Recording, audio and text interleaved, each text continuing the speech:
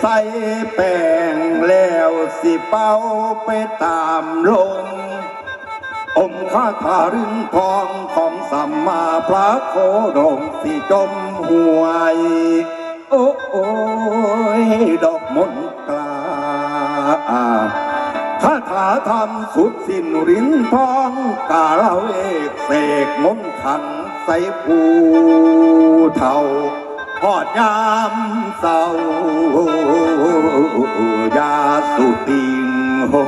ยฟังแล้วมิดอิงติ่งลืมเกี่ยวมาพันยา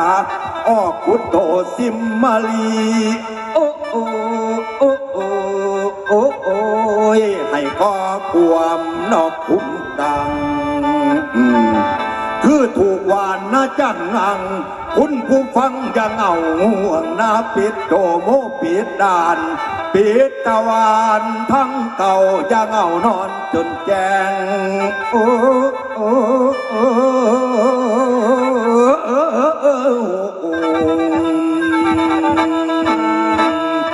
พวกแม่ป่าพ่อลุงกับทั้งสาวซ้ำน้อยได้ฟังคอยแล้วคิดถึงลืมฮอดมาเข่าหนึ่งสาวแม่แม่ไม้เจ้าภาพใส่คายพอลำวาดหมอสามเป่าสิเป่าแกนโอ้ยดอกลายน้อยโอ้ยไปได้ฟังลำคอยจนลืมมือยอดน้ำเต่าเราฟังแต่สารคุมมาไปจนนอดมือเศร้าให้มนเขาเราพอปวมสรุปความว่าแล้วฟังบุญทรงโซตายตะวันสาย3 โมงโอ้ยจังศิลาดอกลมหานบ่แม่นคุยบ่มีหวานสิบของพ่อจานบานคันได้เบาแล้วต้องแน่ละขอโทษเด้อคุณแม่ฟังผมคุยแล้วสิคุยเอาคำเขาแม่นจุ่มลงโอเดละยายโอ้โอ้โอ้โอ้ยโอ้ยนอ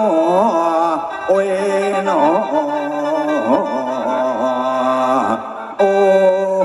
ยหัวหน้านับตั้งแต่มาอยู่น้ำหลวงตาตั้งแต่เพิ่นเอามาเลี้ยงตั้งแต่สีพ่อซ้ำย่างอยู่นี่บ่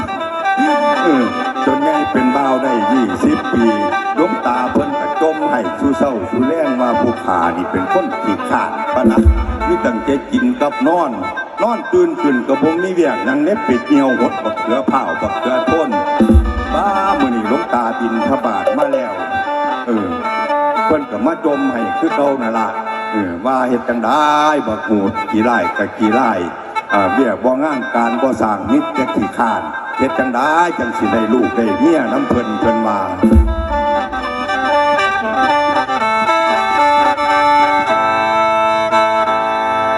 เสียงหลวงตากล่าวเข้ามากล่อมอยู่ในหูแม่เป็นอีลูกปูนานับว่าบุญคันเลือล้นบ่มีคนสิมองหน้าเพื่อหลวงตาขันเบา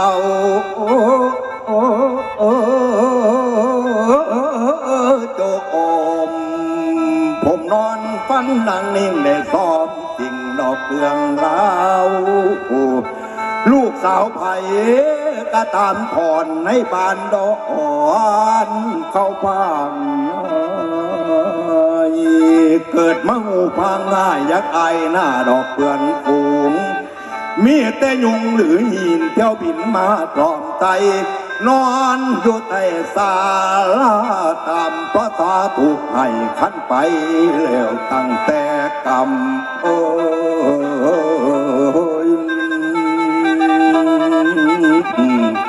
ละใจที่ทำบะเขือเผาทั้งเห่านอนลุกขึ้นเหนียวจานบะเขือมันเหี่ยวมือกลัวจับกะเตียวป่าน้ำตาซึมปัดอ่อนลงปงหัวนอนทับก่อนไม่ใต้ศาลาผ้าเปียกซุ่มแม่ห่างคันแม่ไม้โอ้ย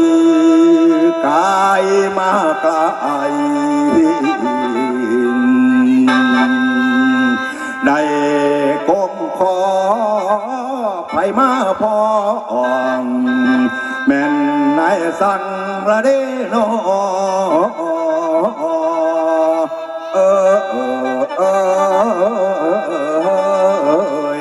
วนา